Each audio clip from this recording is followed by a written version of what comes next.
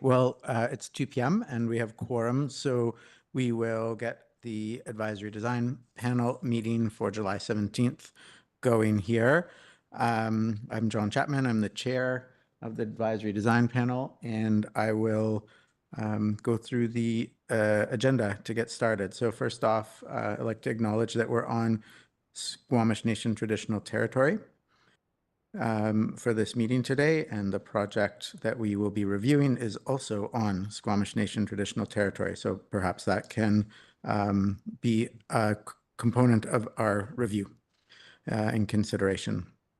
Okay, next up, I would ask to have someone adopt the agenda. Could I have someone move to and second the adoption of the agenda?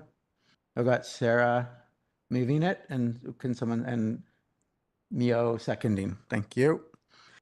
Up third, we need to adopt the minutes from the May 15th meeting. Could I have someone move to adopt the May 15th meeting minutes?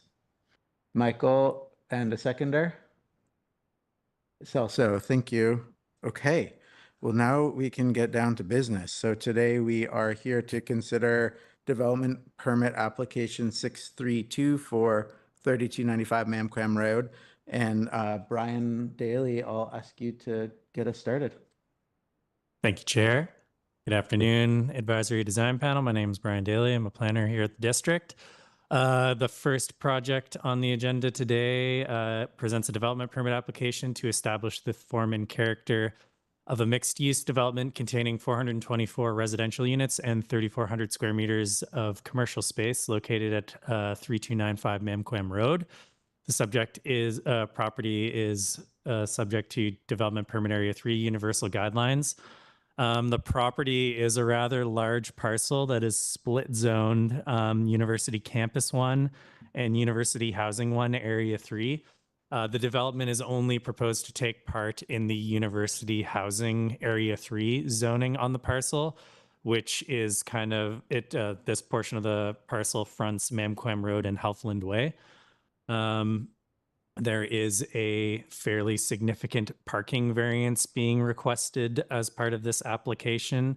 723 parking spaces are required, and currently as proposed, 439 spaces are proposed to be provided.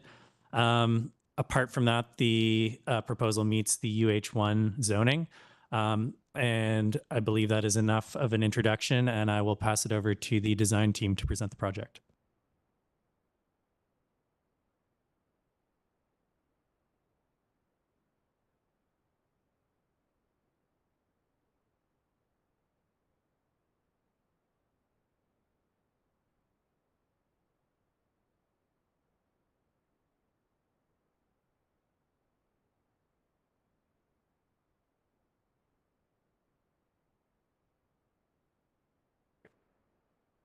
We were approached by the development team, Waters Development and Andrews Development Company in early 2024, and we began work over the summer last year and made the submission of the development permit towards the end of 2024. So looking forward to discussing this exciting project with you. Slide. So we're a firm, really known for creating innovative, sustainable projects which benefit communities around the world. I think this is the reason why we were selected to design the project.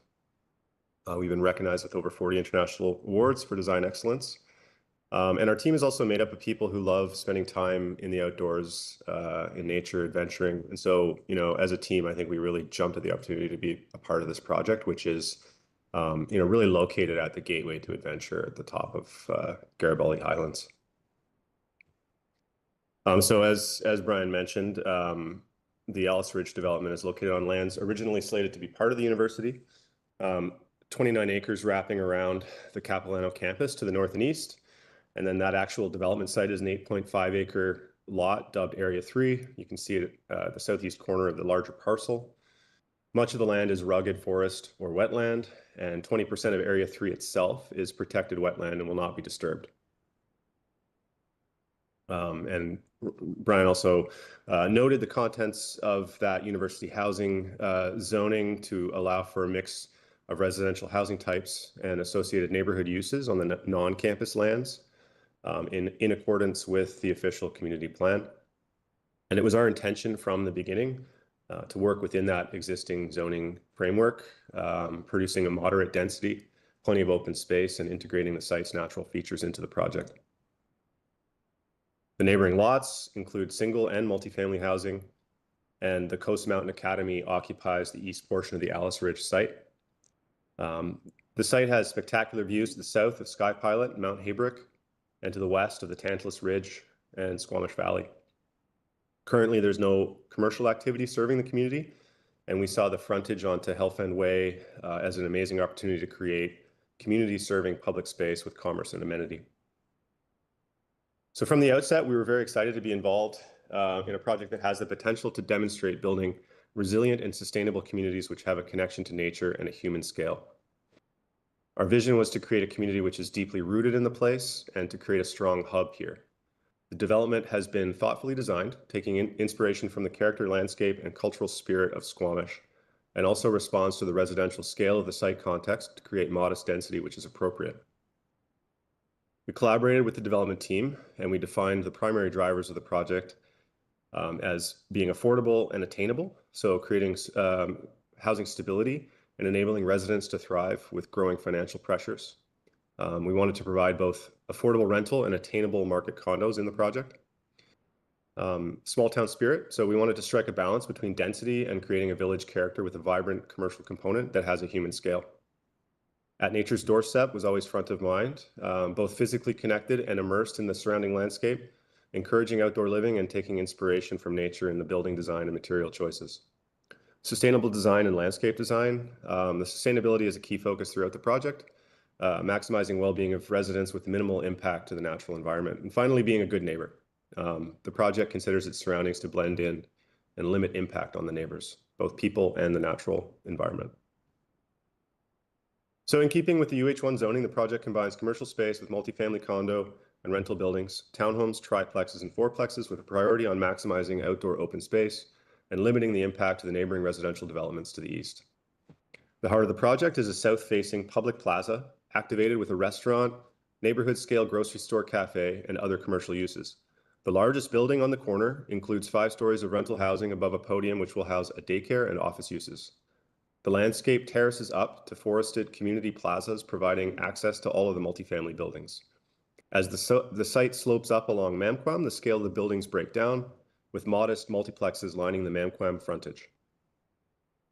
So as I noted, we're matching the zoning requirements closely in terms of the number of dwelling units and the breakdown of types of dwellings. We're well within the height limits and actually well below the permissible lot coverage. So the development actually is not overbuilding. It's about 75% of the allowable density. And notably, I think also we're proposing more than 1.5 times the minimum requirement for commercial uses. So there was a real sense that there was a need in the community for a commercial hub. And so we've gone above and beyond in terms of provision of commercial use. But we know that parking and traffic are key community concerns. And at the same time, there's this need to provide affordable and attainable housing. So we're seeking a substantial parking variance, which I do have a piece at the end, which goes into more detail if we need to talk about that. But it's worth pointing out that the relaxation, first of all, supports that higher level of affordability, as the cost of constructing the parkade is a significant portion of the overall project cost. But then secondly, that the ambition of providing more commercial space is actually adding to the parking requirement. And so I think there needs to be there could be a discussion with the community about the trade-off there. We really want to work with the community on the best solution for the site that really addresses community need. So in terms of site design, when we thought about an appropriate architecture here, we considered this distinct location in Garibaldi Highlands, which is really quite unique in Squamish. So we imagined a mountain village atmosphere with different natural ecosystems and spaces that define and characterize each part of the development. Materials consistent but varied and derived from natural colors and tones and speak to a larger project story. The site design is driven by an ambition to bring wild nature into the development and really integrate the buildings with natural landscape elements, rock, forest, and water. And we also sought to create a human-scale pedestrian village experience with most of the parking hidden from view beneath the landscape.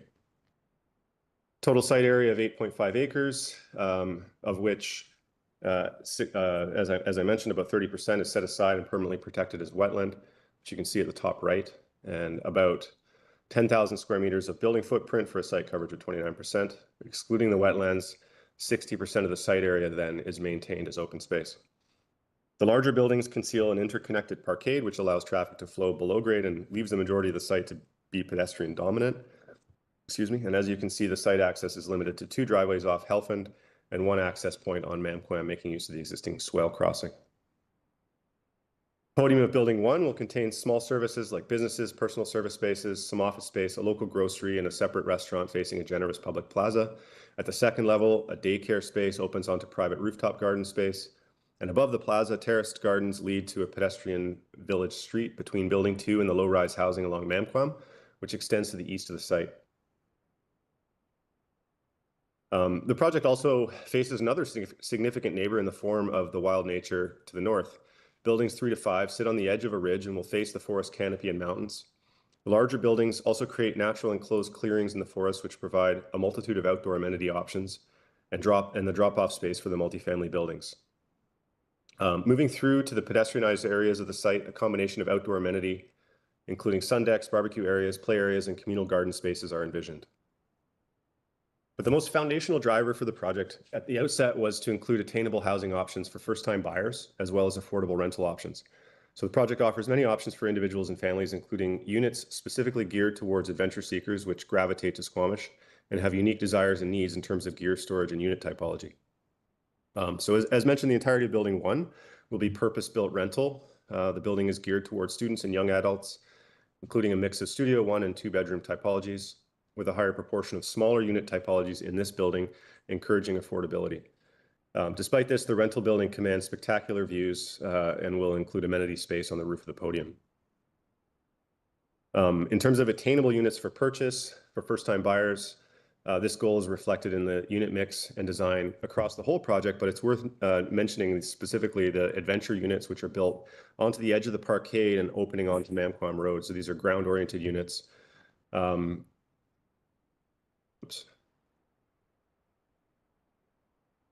And they have direct access to vehicle parking, semi-conditioned secure gear storage, with modest unit sizes really reflecting the needs of the adventure-seeking lifestyle.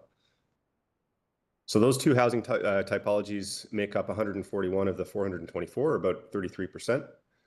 And the design also supports and encourages alternative mobility options, including ample bike storage and maintenance stations, access to local public transit, the construction of 2 bus stops, car share models, and rideshare drop-off zones and EV stations.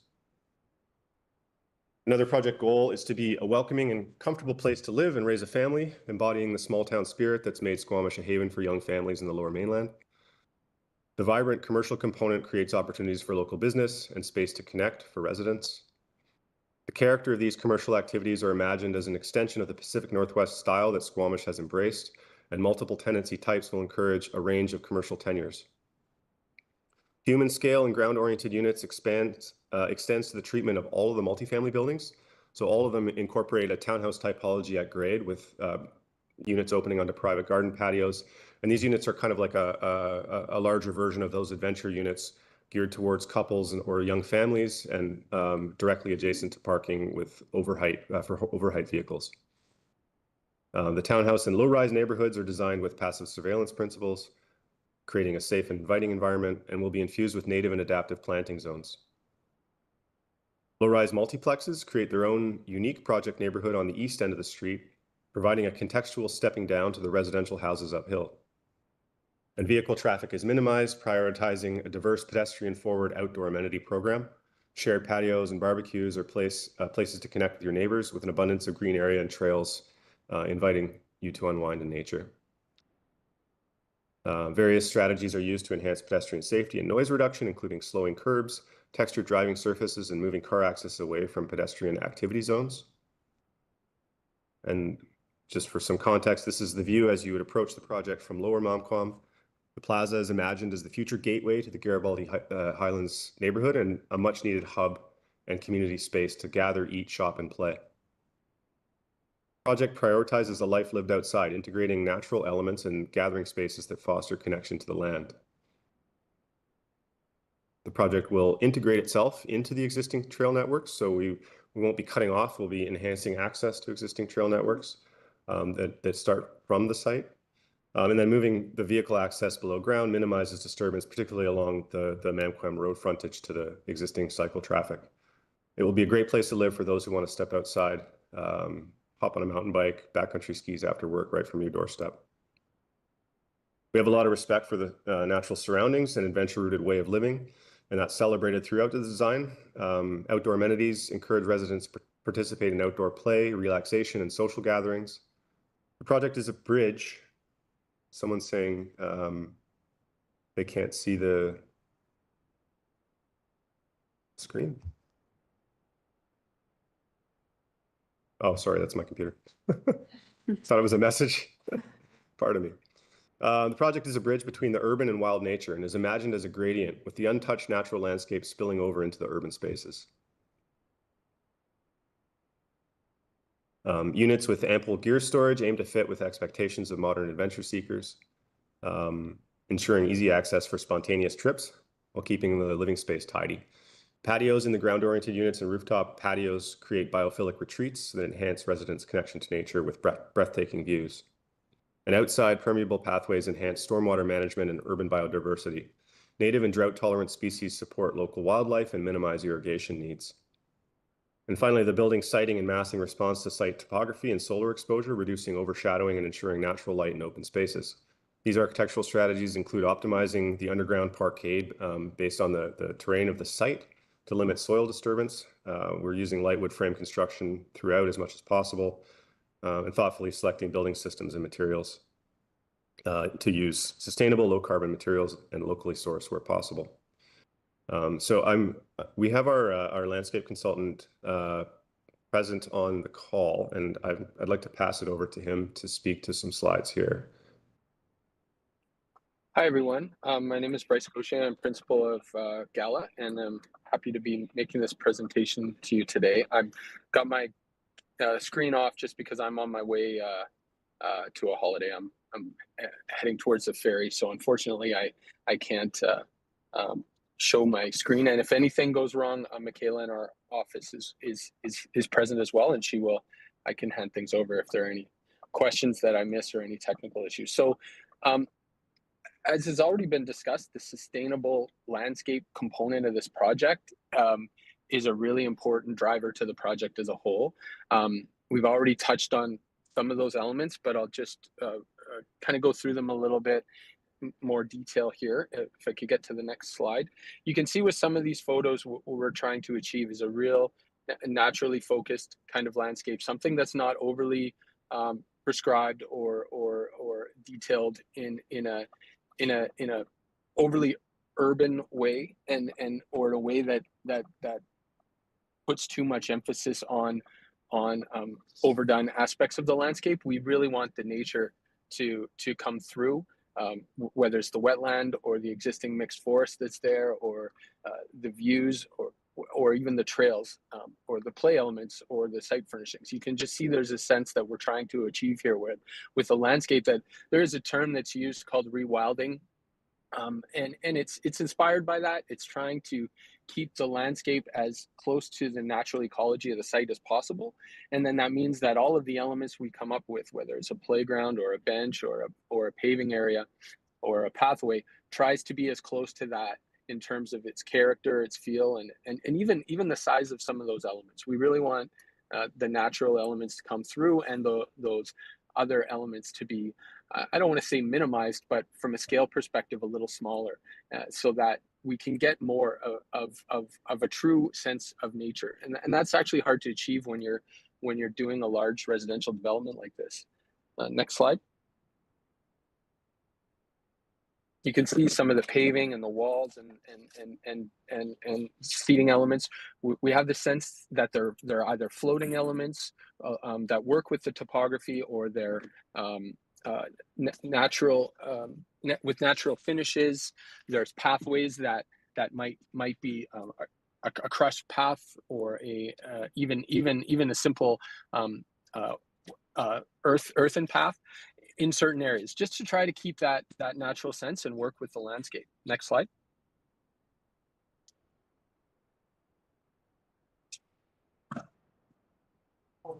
Again, the concept of the floating pathways and some of the other elements and also keeping resilient materials. So heavy timber, galvanized, or aluminum, things that really handle the weather well in this climate. Next slide.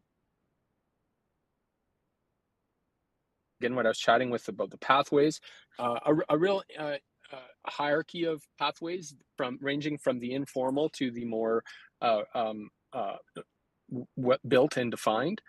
Next slide. Some of the planting, obviously adapted, drought tolerant, and native species will be emphasized. Next. We'll just skip over this slide in the interest of time.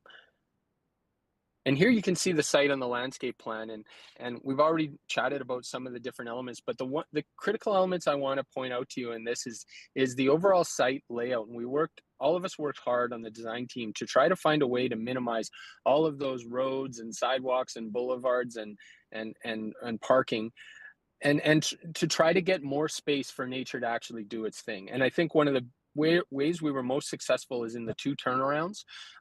Some of the early ideas had a road going right through, but by having these 2 turnarounds, what we've done is we've created a real natural spine that works with the grading, that starts at the lower commercial end and works its way up through the site, and really it's going to feel like a park.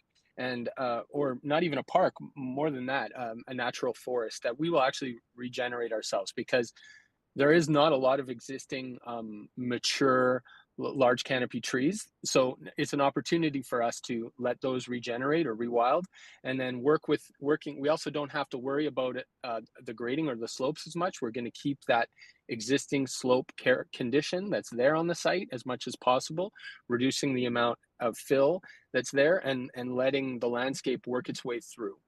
Next slide. Here you can see a blow up. This is looking at the rooftop of the daycare, and the commercial plaza below. The restaurant that was touched on is just to the lower right hand portion of your screen, and you also see the swale that comes along. And here again, we've got a multi-use path that comes into runs parallel along the swale, then opens out into the plaza, and the wetland opens up as well. And then you can see it moves up the slope as we're getting to that central area, which I'll touch on in a minute. Next slide. Just showing some of the grading. Next slide. And here's that central area. You can see we have these floating boardwalks, this meandering path that's actually been carefully laid out to work with the grading to be under 5%, so it's all fully accessible. Some entry plazas, and even the turnarounds themselves are understood as urban courtyards. So we're really trying to have the look and feel of a plaza where we have hardscape, and where we don't, we really emphasize nature. Next slide. Next one. And you can see the more neighborhood character of these small fingers of landscape, of nature, as they move through the site. You can see some of the rooftop amenities that every major building will have, and then you can see at the community level some of these yards and shared spaces that will have amenities like urban agriculture or outdoor seating, and where we get some breaks, some open space in the pavement. We've tried to use those or corners and turnarounds. We've tried to use those to be areas for snow storage. There's some play spaces and some communal spaces. So again, the spaces where we have to have utilitarian uses are where we also put more program, and the areas where we have more space, we try to maximize those to let the grade and nature do its thing. Next slide. Next slide. Here's some of the sections. These ones go through the commercial area.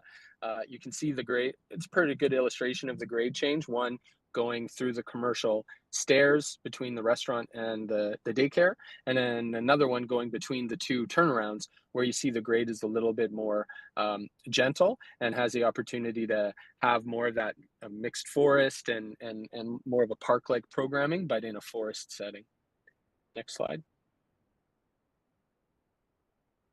Again, I won't touch on the planting too much, but we can discuss that in more detail later. Suffice to say, it's all native, drought tolerant, for the most part native or adapted. And we also know that we have to go through the lens of fireproofing the site, and that will happen in due course. We understand that some of the trees might need to be pulled back from the buildings, but most of the species have already gone through that lens.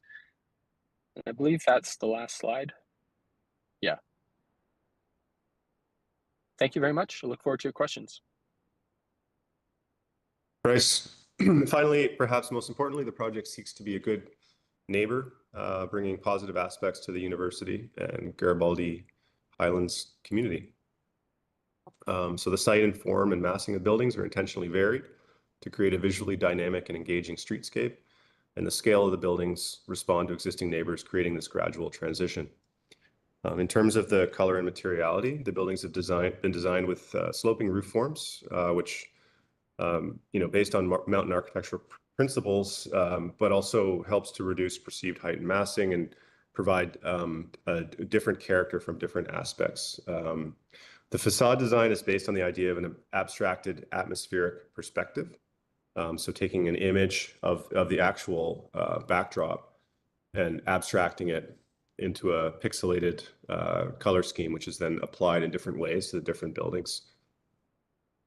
The color palette also makes use of a lot of natural local materials. We're able to use natural wood, for example, along the podium of the residential buildings.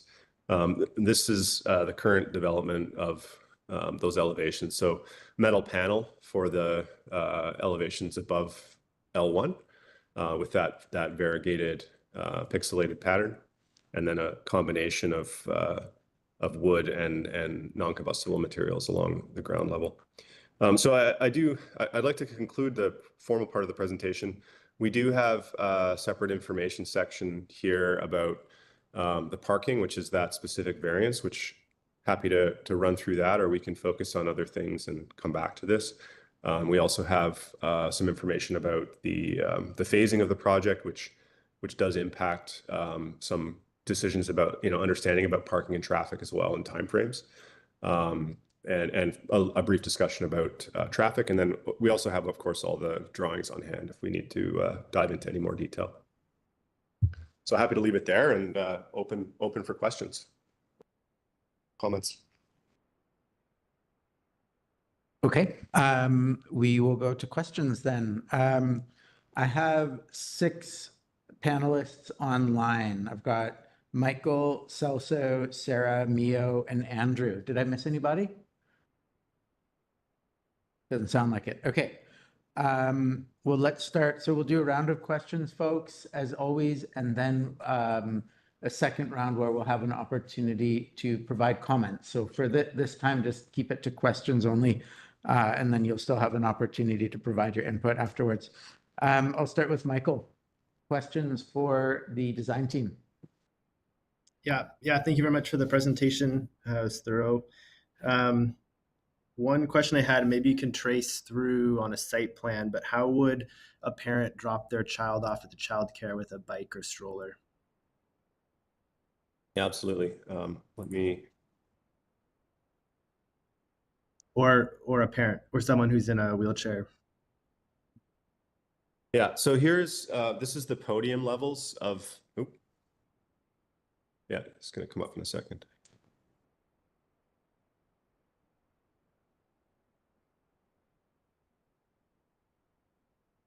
So actually, I think it's actually worth mentioning accessibility and the challenges of that slope site and how we've thought about making the upper level landscape accessible to the public. So, while it is, of course, it's seen as that internalized landscape as sort of an amenity space primarily for the residents, we know that it'll be an asset to the community as well. And so making that space really accessible to the public was important. So the podium you can see on the bottom is L1, and then on the top is level 2. So the sort of the large space on the right here, this is the commercial space for a future cafe and neighborhood grocery store. Just to the left of that, there's this lobby. So the lobby will give access to L2, which is where the daycare and office space is located. But it also goes up another level here and gives access then to this sort of outdoor muse, which extends through building 1 and actually gives you then access into the site above. So going back down, if you're arriving on a bike, or if you're arriving in a car, there's there would be ideally off-site drop-off spaces in front of the building, but then also within the parkade, we've allocated some space for daycare drop-off.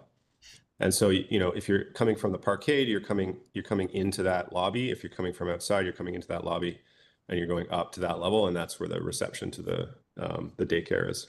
Does that make sense? Yeah. And are there covered bike parking spaces at that lobby entrance? At the lobby entrance, yes. Like along the Health and Wave frontage, there's a covered canopy along the sidewalk. Okay. And I just have a few landscaping questions.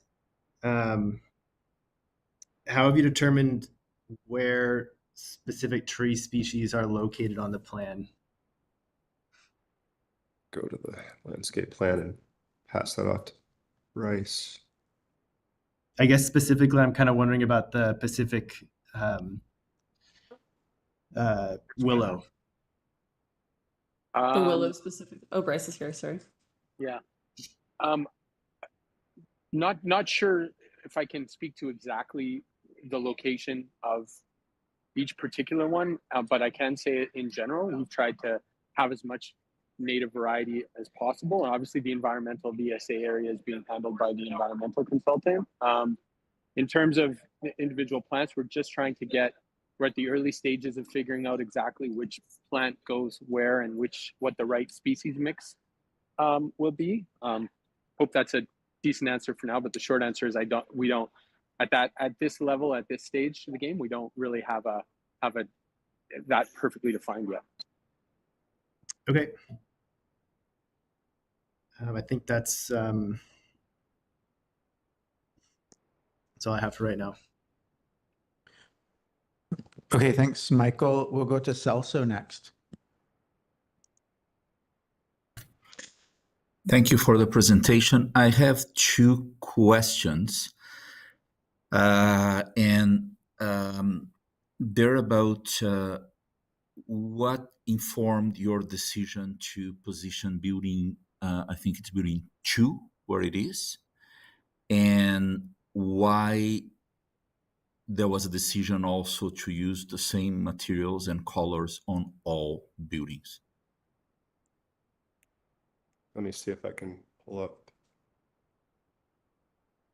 up to the site plan, or actually I'll go up to the three-dimensional view here. Yeah, so in terms of positioning of the multifamily buildings, like one of the goals initially when we laid this out, we were obviously considering efficiency as well in terms of floor plate sizes.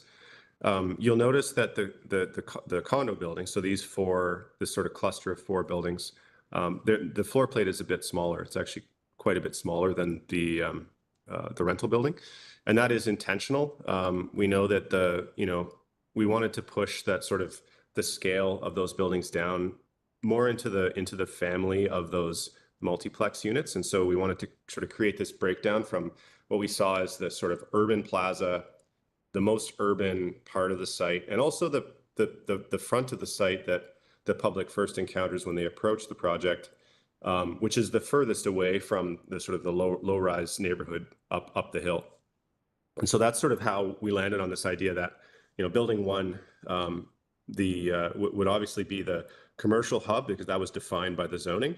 But the fact that we actually chose to put the most affordable housing component there, it kind of gives privilege to that. That location can afford the most height because it's down the hill the most, but it has spectacular views in all directions. And so that's kind of where the massing of certainly of building one came from. And we played with lots of different versions where we had initially, you can see so buildings 2 and 3, and then 4 and 5. We had a version that was only 3 buildings, but we felt that the masses of those buildings just took them out of scale, and so we pulled it back a little bit, and that's why we split it up into the 4 separate buildings. And then in terms of the way the roof forms were developed, it was entirely through 3-dimensional view taking. So like moving around on the topography and looking at the project as you move through it and as you move up and down the hills.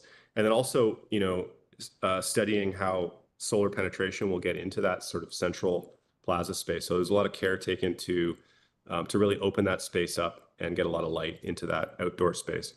In terms of the color and materiality, I think it's fair to say at this point that it's 100% still in development. There was an idea that we are still exploring that we were really excited about, that each building would have a unique character, but it would be a subtle difference. So there's this idea of I mentioned atmospheric perspective, and so as you stand, say on the intersection of Mamquam and Hellfond Way, the buildings closest to you would have the most vibrant colors, and then as they fade into the distance, the buildings in the backdrop would be more toned down. They would have more sort of blues and grays. And then another idea that we'd like to implement is that around the lobby of each building, we'd like to focus on a specific species of native wildflower, and then pick that up in sort of a color palette and tone moving into the lobby. So to give each building sort of a unique character, and perhaps exploring even like a subtle way that color story could then reappear in a really subtle way on the facade. So hopefully that helps answer the question. I mean, the long and short of it is there's a lot of work to be done on the detailed design, but that's sort of the general impetus. Thank you. I'll have a lot of comments, but as far as questions, I'm okay. Thanks. Thanks. Also, we'll go to Sarah next. Questions from Sarah. Hi, thanks so much for the presentation. A few questions here. So my understanding, looking at the drawings of the units, are you proposing that 100% of the apartment and townhouse units are going to be adaptable? We've designed all of the units to be adaptable. So if I can pull up, I'd have to open the drawings. Oh no, I have the units here. There we go. They're a bit small, but yeah, I mean, I think the key unit challenge is always this 1-bedroom unit, and so we've got this idea of like quite a compact version of an adaptable unit that makes use of this kind of sliding wall system. If alternatively, that could be a larger room. It would be a little bit more challenged to meet fully the adaptable spatial requirements around the bed. But the other units, all of them incorporate a fully adaptable bathroom, and at least one of the bedrooms is fully adaptable as well. So that's correct. Great. And is there any consideration to have some fully accessible units built? Yeah, I mean, these are always questions that are partially related to I think the strategy that the developer takes as well with regards to funding and partnering. I think that's still in process. I mean, I think committing to 100% adaptable as a baseline, and then from there, I think it leaves us with a lot of flexibility if we did want to make fully accessible units a big part of the project. there is the opportunity then to reduce somewhat the level of adaptable as a trade-off, if that makes sense. Yeah. Can you show me where the transit, you said you had mentioned that there's going to be transit stops that are going to be located close to this, where those are going to be?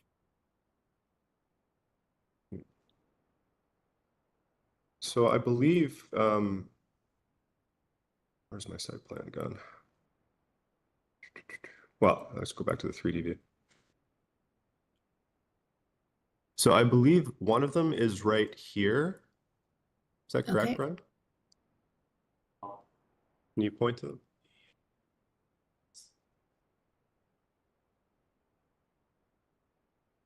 So there's two stops that exist currently. Neither of them have a shelter. They're just kind of like your standard outdoor bus stop. And oh wait, I'm not in the meeting. Just give me a moment here. If you want to ask another question, I'll pull up this information. Sure. And where are the drop-off zones for, or you had said that there was some overheight vehicle parking somewhere on the So site? the way here, we'll go to the easiest thing is to go to the floor plans. Those buildings.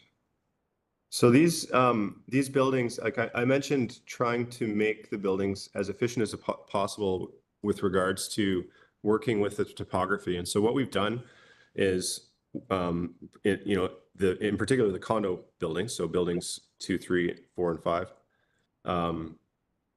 they are built directly over a parkade, and there's no internal ramping. And so we're making use of the different elevations of the landscape to access the parkade. And so in each case, the uppermost parkade level, which you can see here, which also has the lobby, this has a higher floor to floor. And so those, in this case, it varies building to building, but in this case, I think there's 10 stalls there. It includes the 2 of the accessible stalls as well. These would be suitable for like overheight, adventure vehicles, like vans with a overhead clearance, or roof racks, things like that. And then those are associated then in this case with these 4 units that are ground oriented units. So every multifamily building, it has a ground oriented unit component, and it also has overheight vehicle parking at that same level, so that you basically would have direct access to that. And then below this, there's another level, or in some cases 2 levels of parking, which is standard height. Okay. And so what about for overheight visitor parking? Accessible overheight visitor parking, particularly, right? Yeah, So if if I'm driving my Sprinter and I want to drop off kid at daycare, how do I do that? Like the daycare, I mean, I think the solution for daycare drop off is, ideally the off-site street parking along Halfin would have several stalls for daycare at a specified time of day. Within the parkade, though, there is area set aside for daycare parking, which has 2.3 meters of clearance. So it's not like this. This is more than that. This is, the intention here is that you can park a very tall vehicle, but certainly that first level of parkade in building 1, where the daycare parking would have 2.3 meters of clearance. Okay. And then has the bike storage, is it going to be accessible? Have you thought about, how an adaptive mountain bike would be able to get into the bike room? So like there's enough space that somebody, because you're right by the trails, that somebody could transfer into their bike, leave their wheelchair locked up, and take off from there. Mm-hmm. Yeah, so I mean, the bike storage varies throughout the development for sure. I mean, there are some more and less accessible bike storage options for sure, but generally they're within this large interconnected parkade. The interconnected parkade, aside from as I said, mostly makes use of exterior ramping to go from different floors. So within the parkade, it's entirely within 5% of slope, and then uses within that space, then you have access to an elevator that takes you up to your suite. And so particularly buildings let's go.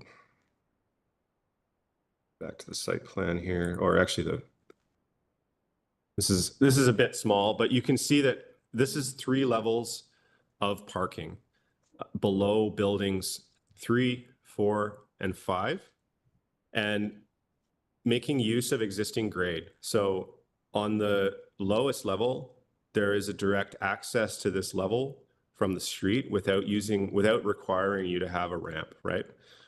And then on the level above, because the landscape slopes up, there's an access from the other end at the next level above. And then finally, between buildings 3 and 4 there, you can see that there's an access point, again, making use of the natural landscape. And so rather than having, say 10%, 15% sloped ramps inside the parkade, we've made a real conscious attempt to make use of that landscape to access different levels. Now, there are cases where parts of the site obviously are going to have steeper slopes, but there is generally always a way that you can trace back to any part of that parkade without resorting to a steep slope. And then a lot of the bike parking is accessed from that. And then within the bike parking, you then have access to an elevator to take you up to your room. So we're trying not to rely on, like, say, for example, having lots of oversized elevators to get your bike to a bike room. We're trying to make use of the easiest possible path on the landscape to get to that level. Does that make sense? Right. Yeah. I mean, I don't think slope is much of an issue for, most adaptive mountain bikes because they have some sort of power assist with them. It's more about a question of space within the bike room that the entry into the bike room would allow, somebody to get in and out of their bike. They don't need to take their bike to their unit. It's going to be in the bike room below. But it's, is there space then within that bike room to accommodate that bigger bike as well as transfer space to get in and out of that bike? Right, absolutely. That's what I'm asking. Okay, I see what you're getting at. Yeah, I mean, the bike rooms, I don't know if I have I'd have to pull up the PDF of the drawings, so I can't really zoom in on these. If I have one that's zoomed in enough. But it's certainly the bike room, it's going to make, they generally are going to use a combination of, so floor mounted, like 2 foot by 6 foot standard stalls, and then larger 3 foot by 8 foot oversized stalls.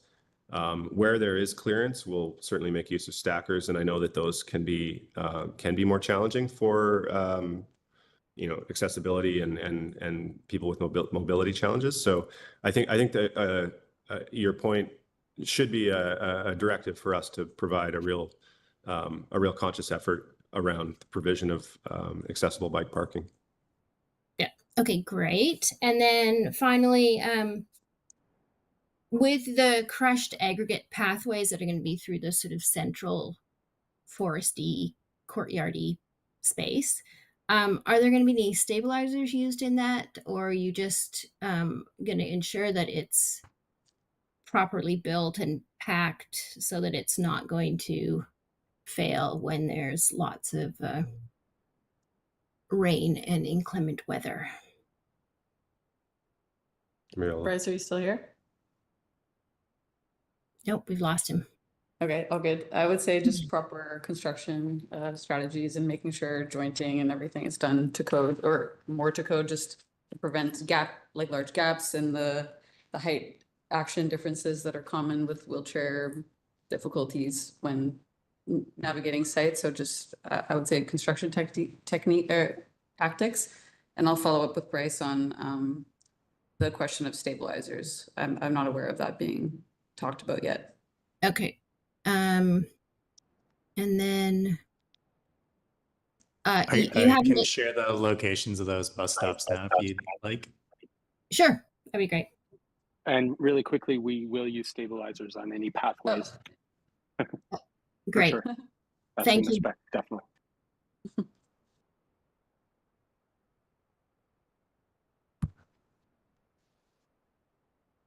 Okay, so there's kind of 3 stops in this neighborhood. If I zoom out a bit, sorry, this is hard without a mouse. So there's one here.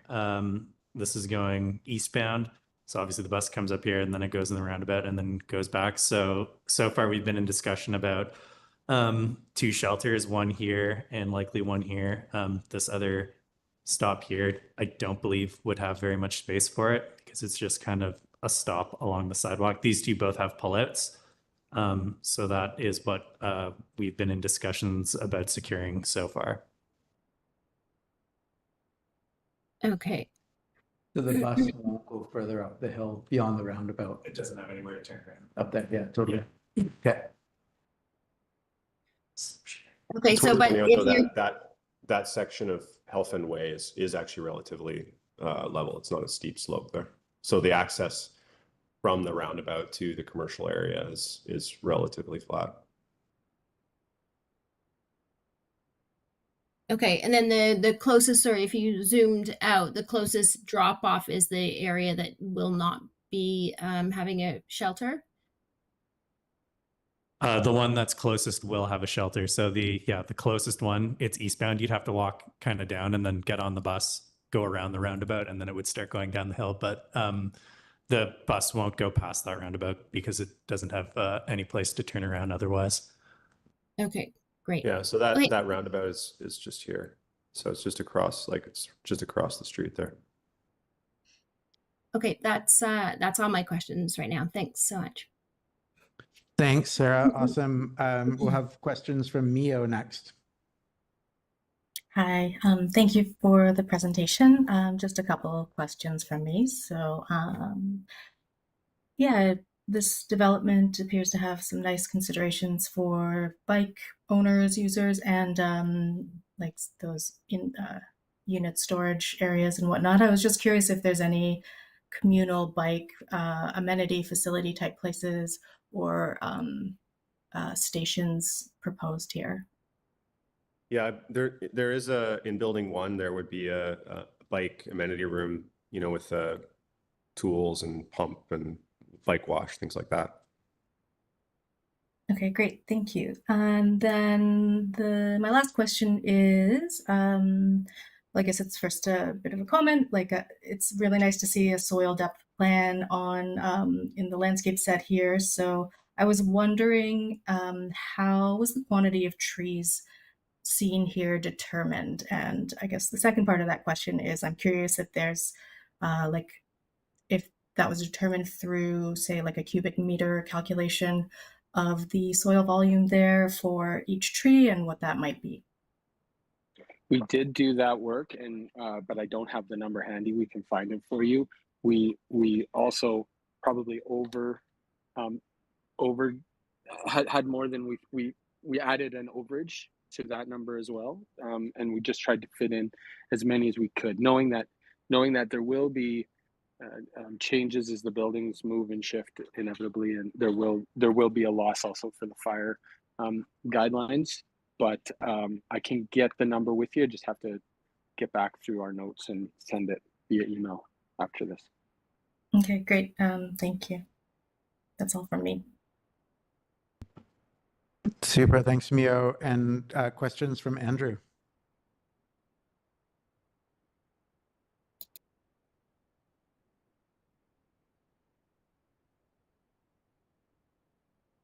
Did you catch that? Sorry, I think we missed you there. Try again. Is now an appropriate time to ask questions around parking, or was that reserved for a future round? I think this is the time. All right, thank you. I believe the parking and the request for variance around total quantity of parking stalls is to provide sort of a commitment to affordability. Has there been a commitment to affordability made? And is there a mechanism to ensure that affordability is passed to the consumer? Rental building, the proposed level of affordability, if you like, is 25% of the units below hills. That's the sort of current proposal. Within the condominium units, those prices, of course, will be market driven, but will be offered. The intention was to get some of those smaller studio units, and also the really those ground-oriented adventure units into a position where a first-time buyer would find them to be accessible. So in that kind of say 500,000 range, and so that the real driver for for the developer in getting those unit prices down was the trade-off between also a marketable amount of parking. And so recognizing that there's a city or district regulation for the amount of parking, but there's also the reality that people aren't going to buy units that don't have the right amount of parking. And so finding that right balance, I think, is something that we've been pushing back and forth. Like, how much parking can we commit to? We don't know yet exactly what we'll find as well below the soil. And so if there is an opportunity to add parking below grade that doesn't require blasting into rock or excavating solid granite, I don't think that the developer would shy away from that. I think at this point we're even willing to commit to so currently, if I go to the next slide here, actually this one here. So the blue areas here, that's an indication of where on the site the below grade parking is. And it ranges from sort of 3-story parkade under buildings 3, 4, and 5, and then a 3-story parkade under buildings 1, and then just a 2-story parkade here. There was no parkade planned under the low rise. I think through the community dialogue and also just considering the marketability of those suites, I think there is definitely going to be a serious consideration to add below grade parking there, which would raise that or lower that relaxation, pardon me, from 40 to 32%, and would ensure that at least all of those suites have ready access to parking. I think another thing worth pointing out too is that the sort of relaxation here, right now, that balance is actually quite a bit lower. There's a 25% relaxation on residential parking, but we were looking at a relaxation on both visitor and commercial that is quite significant. And again, from the commercial perspective, I think that the thought and the thinking there is that the residents up here, if they don't have access to that local grocery store or even just like even a convenience store or local shop, thing like that, if that existed in this location, there are quite a large number of people that would be able to access it without using a vehicle, right? And would save them the trip down the hill for even just like a carton of milk. And so part of that relaxation, that's what we're considering. And then also the ability to kind of overlay at different times of day visitor and commercial parking. So I don't know if that answered your question or. It somewhat did. There is a 30% rental tenure requirement in the zone. So that is being met by the applicant, and they've committed to a portion of that being secured as affordable rental, and staff will be running housing agreements when this project eventually goes to council. So they will be secured through a housing agreement in perpetuity. Okay, so for clarity, that's 30% of the project will be rental, and 25% of that 30% will be committed as affordable. That's correct. Okay. So pointing out the phasing of the project, which I mentioned, I have some information about, but I hadn't shared. So the current thinking is actually that rental portion would likely be the first piece constructed, and that phase, the larger sort of longer term plan would be really this is phase 1. So it's a combination of all of the unit types offered on site, including a lot of those, what we call the adventure units, but like the ground oriented but very small units with adjacent parking. Okay, and then you alluded to one of my follow-up questions as well, time-based parking. There's certainly a lot of sites in our community where the parking is utilized during the day and none of it's utilized in the evening, and vice versa, residential to commercial. What consideration around time-based parking have you put forth? Well, just insofar as the overlay between the commercial parking requirements and then visitor parking requirements. I think that having a lot of flex parking within the building would allow those two functions to sort of coexist, and rather than over provide on below grade parking, and keeping on grade parking out of the project was really a key desire. We've looked at opportunities. Obviously, we could add more surface parking to the site, but it really detracts from what we're trying to achieve in terms of the landscaping and amenity. And so is there any mechanism for sort of commitment to having those as flex parking stalls, either within the development permit guidelines or by the proponent? Yes, there is actually a consideration for shared use of parking stalls on the zoning bylaw. Just requires like a report from a traffic engineer, and then that gets registered as a covenant on title. They just do an analysis between the uses that are going to be shared, and then their recommendations just get registered on title. Okay, and that study's underway? Yes, that's correct. Thanks, Brian.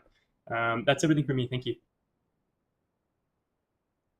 Okay, thanks, Andrew. I'm going to take an opportunity just to ask a couple of quick questions.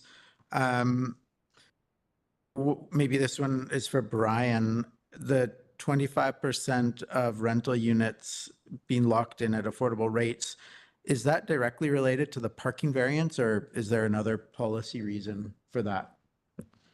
It is not related to the parking variance because those units themselves do not require off-street parking. So that's sort of like a built-in way to reduce your parking requirement. It was suggested by staff that the applicant explore this opportunity if it was available, and that was the proposal that they came up with. Awesome. Yeah, thanks. Okay. With the parking variance, is the project offering any other vehicle mitigation efforts? So sometimes we'll see projects provide transit passes. I think there was some mention of car share. Maybe you can expand on that, whether that'll be part of it. Are there other ways that the project will mitigate the need for parking? So there is, as you can see here, and on the residential, an 88% overage on the required amount of bike parking and bike amenity. And then there's even for the commercial space as well, there's additional parking over and above for bikes. Really seeing this as a real place where people that do a lot of mountain biking congregate, and really imagining that real future user of that plaza, that was a really big consideration.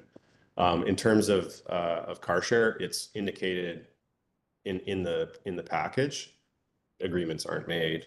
Those obviously, the whether it goes through Modo or another provider, or whether the development purchases its own share vehicles or another mechanism, I think that remains to be determined. So you are saying that there could be a car share, but there's no plans for an actual car share? There's an indication of car share. What does the indication of car share mean? Like allocation of these are car share stalls. Yeah, but there's no there's no conversations about having there's no practical car share. Okay, good enough.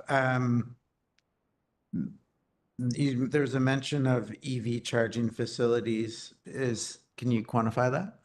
I would expect it's going to be every stall. Is that not? Is it a? Sorry, I'm not familiar with. Is there not a requirement from the district?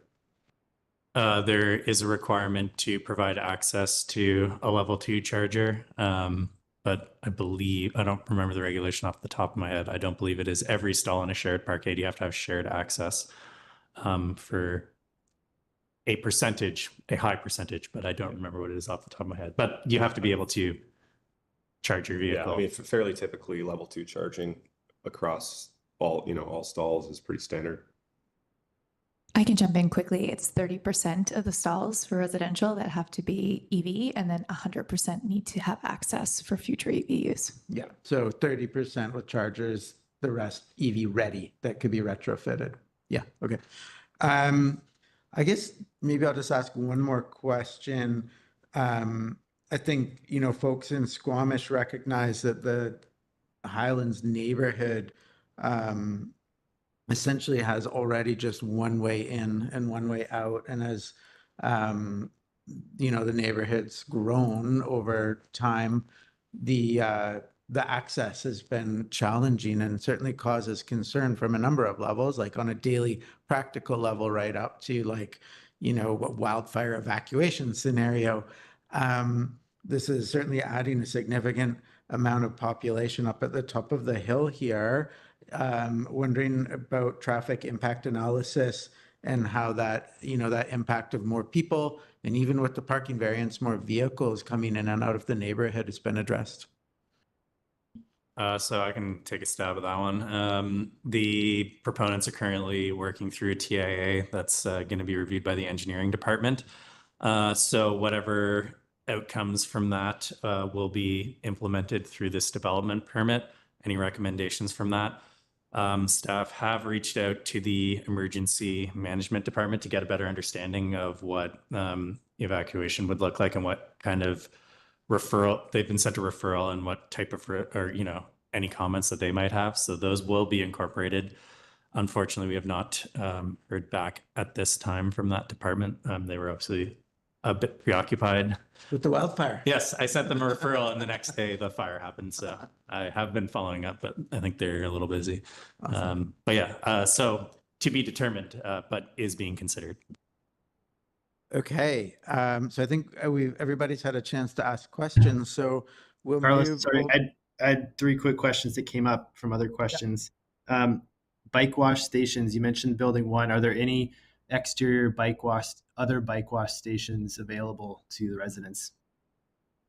I don't believe we indicated anything in the package, but I think that's a great suggestion. I mean, certainly the idea of a bike-friendly neighborhood inhabited by people that love riding their bikes and you know are going to need to take care of their bikes as part of the development. So we've certainly indicated in the parkade we've got lots of indication of like storage unit spaces, and within the parkade having a high pressure hose bib to wash down a bike, I think is fundamental. So okay.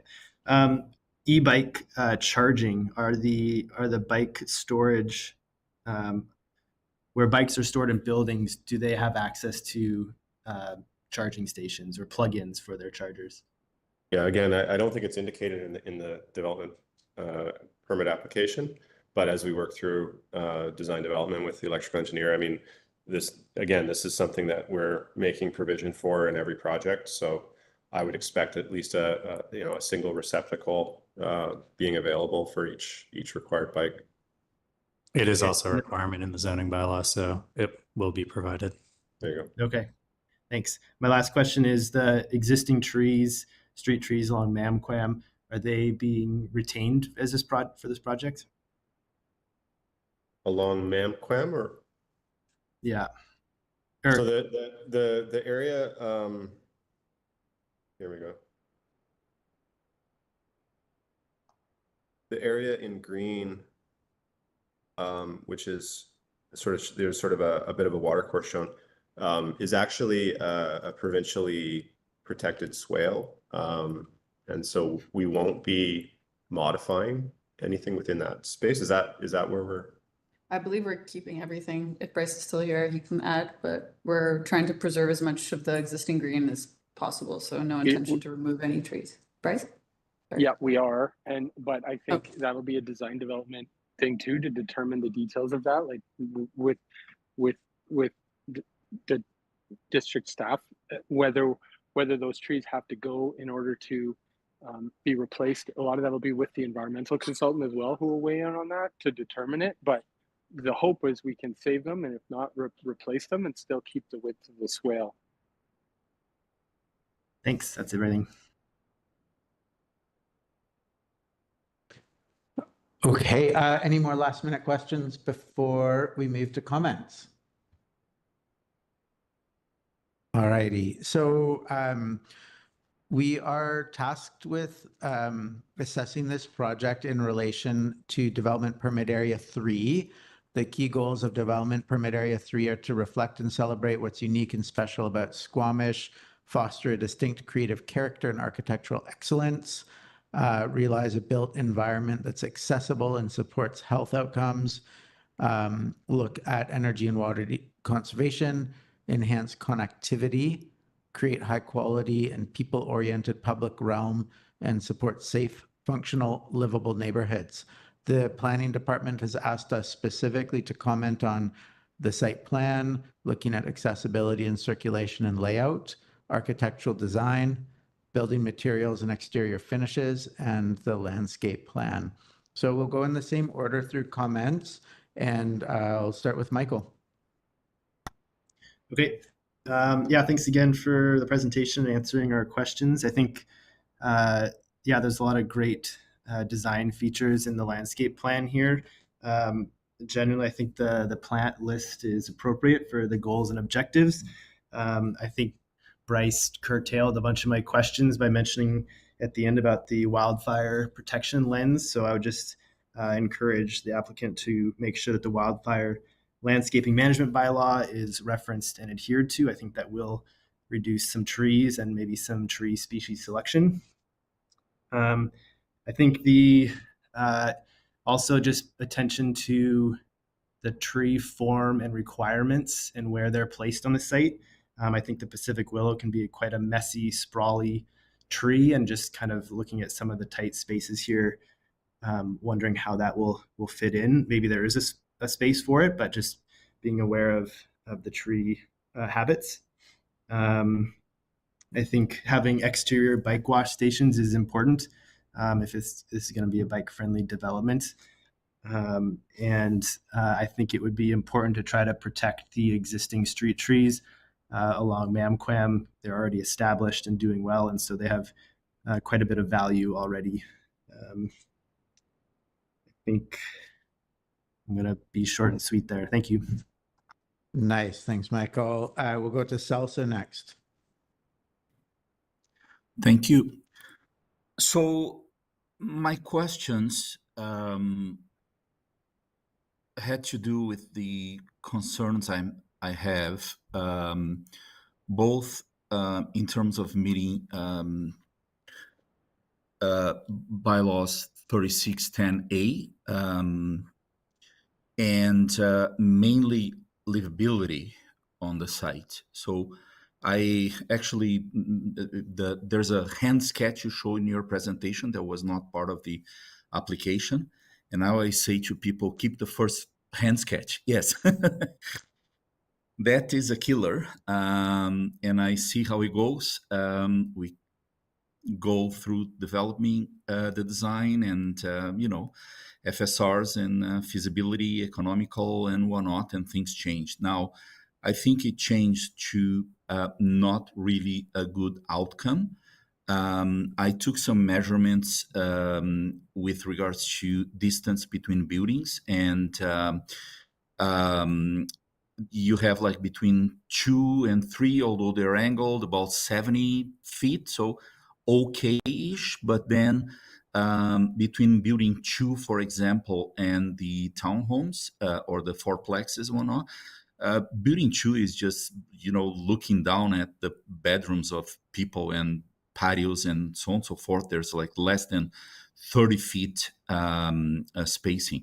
Unfortunately, today we're kind of being a little bit more tolerant to the spacing between fourplexes and whatnot, and for a very good reason, to provide more density and affordability coming out of that. But I think in slightly taller buildings, as 4 or 5 stories that you are proposing on buildings 1 to 5, I think there's a serious issue about the proximity of buildings, both on the longer edge and on the shorter edge, which I saw, for example, between building 5 and 4, there's some windows pretty much looking at each other and so on. So overall, I have a concern about livability. I wish the project had developed into what that hand sketch was. which was a good solution. And that was my question: what drove you to locate that building 2? Because I think it's completely out of context and creating some of these issues.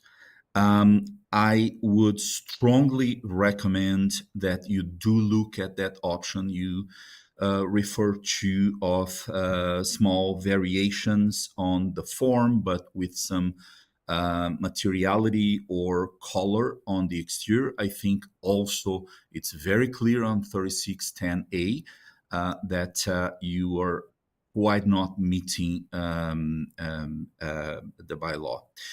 And as other people have a lot more knowledge to talk about some stuff that I am also concerned about. So the proximity of buildings create a little bit of septet issues. That very narrow elevator lobby with like 6-7 feet entrance on building 1 is concerning. But that goes together with the livability and everything else. Once that is resolved, then everything else falls into place. And my last comment or concern is the 75% reduction on the commercial parking. I know engineering-wise it might be acceptable, but we all talk about having a lively neighborhood and everything else. And I,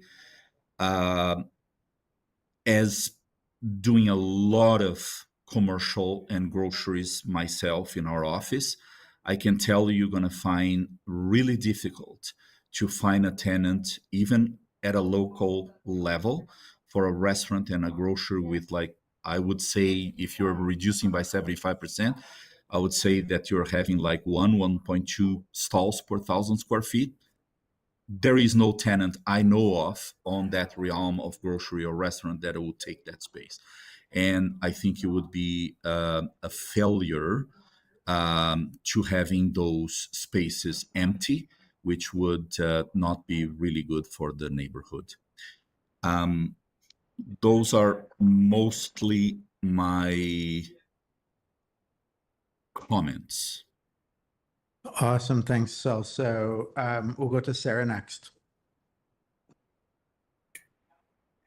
Okay, thanks for the presentation. And I appreciate everything you're trying to do in this development. I think, neighborhoods, when we talk about sustainability, if they don't have a grocery store, those sort of amenities, I think that, we're having to travel further. So I think that this is going in the right direction. I also support the idea of, some change in color or something so that the lobby entrances are, a bit more distinct for wayfinding. I would really encourage you to at least have a few fully accessible rental units with wheel-in showers for students with disabilities. I think that that's essential. And then, for the units that are for sale, then, should people need that accessibility prior to being built, and they can have those changes made more simply. Need to ensure that the bike room is going to be built to be accessible. So this is like, the door width, the wide aisles, space to transfer.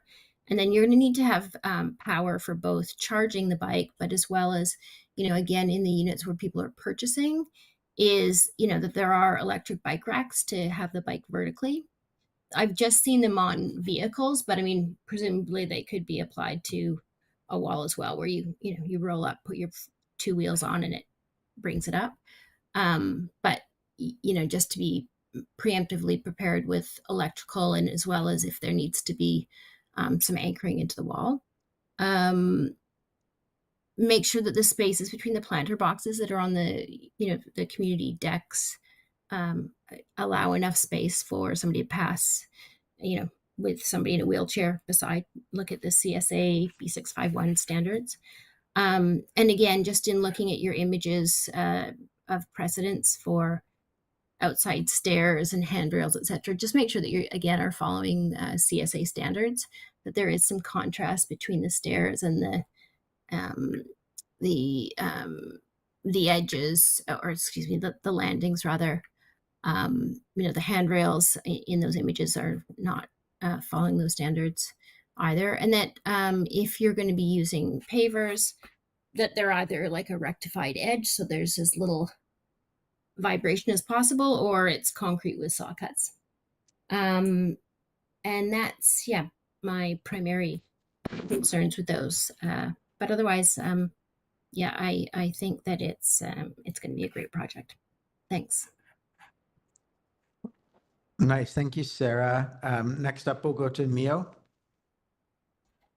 Sure, and I noticed that Celso had added something into the chat as well, Chair. So I can read it out if that's helpful on his behalf, or Mio, let him maybe jump I'll back just in. I'll circle back to Celso at the end, and we'll get him to make it out loud after we finished the first round of comments. So Okay, maybe absolutely. just go through Just what you wanted to wanted to flag know. it. Okay, great, thank you. So yeah, I think it was very successful in the design, in the sense of making it feel like it's not a space for cars. Of course, the challenges that Celso brought up around parking and sort of the how that might affect businesses and whatnot is something that I'm sure you're balancing. But it is very nice to see the overall landscape prioritizing the pedestrian experience, and that it really does seem like an experience with that hierarchy of trails and sort of this. A lot of the buildings are don't really have what seems like a back, so it does feel like a nice area to stay in as a resident or visitor. Michael already addressed the wildfire concern, and I guess I forgot to ask about this at the question round. So in the case that there isn't a design logic for the location of the ground level agricultural beds, the urban agricultural beds, I wonder if there would be an opportunity or consideration to combine them. They seem to be spread out in small, maybe groups of 4 or so, if I recall correctly, and the areas don't seem to be selected necessarily for solar exposure. So there might be the opportunity to consolidate those, add a potting table or some other kind of amenity like tool storage, and kind of help foster community there rather than having them spread out, not knowing if there's a design rationale for that. And that's all from me, Chair. Thank you. Super. Thanks, Mio. And we'll go to Andrew. Generally, I think this is a pretty great project. I think I'm primarily going to poke at parking here, but I think staff was accurate in their conclusions for DPA 3 being met as it relates to the parking relaxation. I think that this is a zone that is, this is a very effective space to provide a parking relaxation. I imagine a lot of the housing will trend to student housing, groups who are more happy to use public transit and their bicycle. I think it would be prudent that the proponent considers, having time-based parking such that, when those commercial spaces are active during the day, there's a fully utilized set of parking stalls for those commercial spaces, as opposed to no parking and an empty parkade. So with that relaxation, still utilizing the parking that has been proposed for both residential and commercial uses. But I think that the consideration that's gone into the commercial space, the overbuilding of that space to create a hub for that neighborhood, is really well thought out. I think it does integrate very well with the neighborhood. I would also comment that I think that the cluster of buildings, building that development such that it's similar with minor variances to deciding from building to building, I think that matches the surrounding area of the university. That's all built alike, and I think that it will create a very consolidated neighborhood feel in that location. So those are my comments. I think it's a great project for the location. Awesome. Thank you. And Celso, I think you had one additional to add. Yeah, sorry, I've been trying to be concise on my comments, but the thing is, I was a bit surprised not to see a shadow study for this project, and going on to the proximity of buildings and triple checking here that south is north and north is south on the plan here. I think there's going to be less, and this is for the landscape experts to comment. I think landscape would suffer on that courtyard, even with 4 or 5 buildings and being a little bit taller. And I'm not going to, I would like to mention building 3 and 2 also.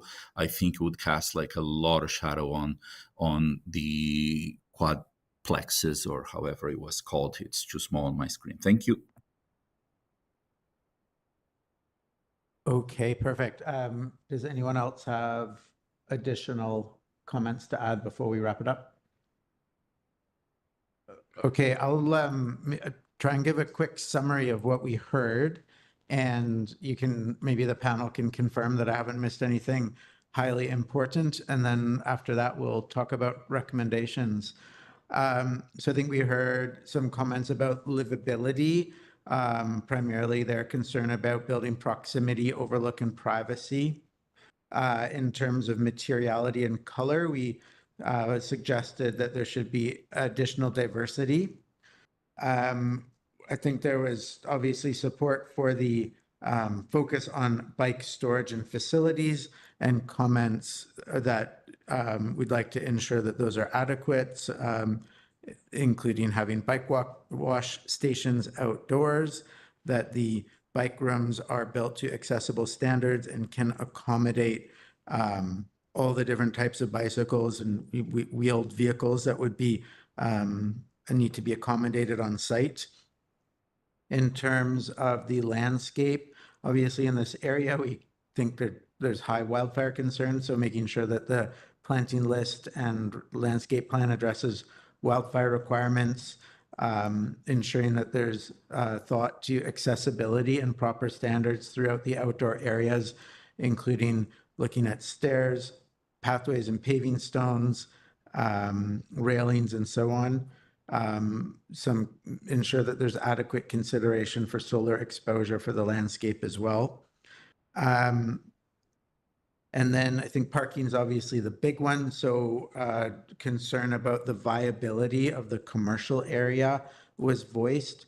Perhaps the developer could look at providing some confidence to council that the commercial is actually viable, perhaps through additional studies or work with a consultant on that. Should be some probably consider additional traffic demand mitigation opportunities. There's a suggestion for time-based parking and ensuring that the parking that is provided is properly and well utilized. And I think that is about it in terms of what I heard. You missed Sarah?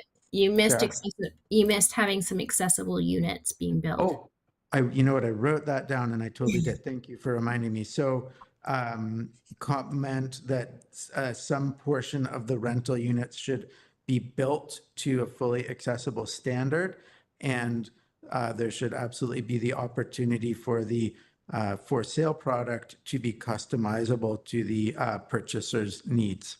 How's that, Sarah? Perfect, thanks. Okay. Super. What else did I miss?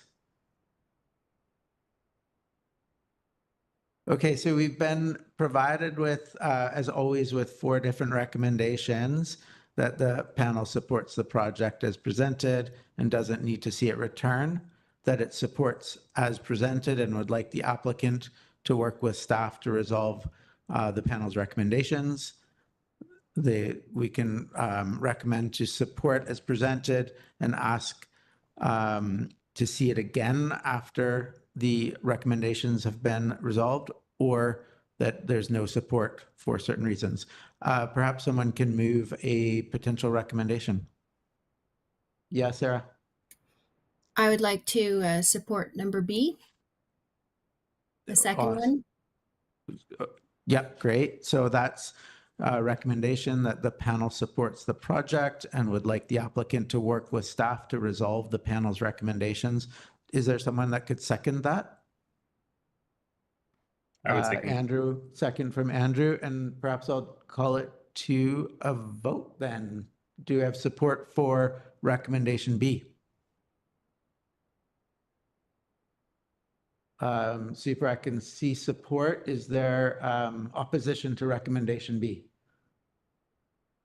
So one recommending or one opposed. I think you're overruled, Celso, but perhaps I'll let you speak to why. I am extremely concerned about the livability of the site and the proximity of the buildings. I think this is critical. It's a do or die, and I'm extremely concerned. Do I have confidence that Bryan and Michael Green's office can resolve that? Yes, but I would be feeling a little bit better if I saw that with my responsibilities within the advisory design panel. Yeah, thank you. That's an important point. It will be reflected in the meeting minutes, and perhaps we can ensure that it's papered in the list of recommendations from ADP. So that critical concern around the livability and ensuring that there's adequate space between the buildings. Okay, so I think that's gotten us through to the recommendation.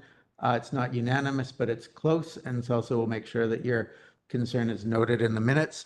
I suppose at this point we can vote to terminate the meeting. Do I have someone to move that and the meeting? I see Andrew, Sarah second. That's it. Thanks, everybody. Thank you, everyone. Thank you. Thank you. Thanks.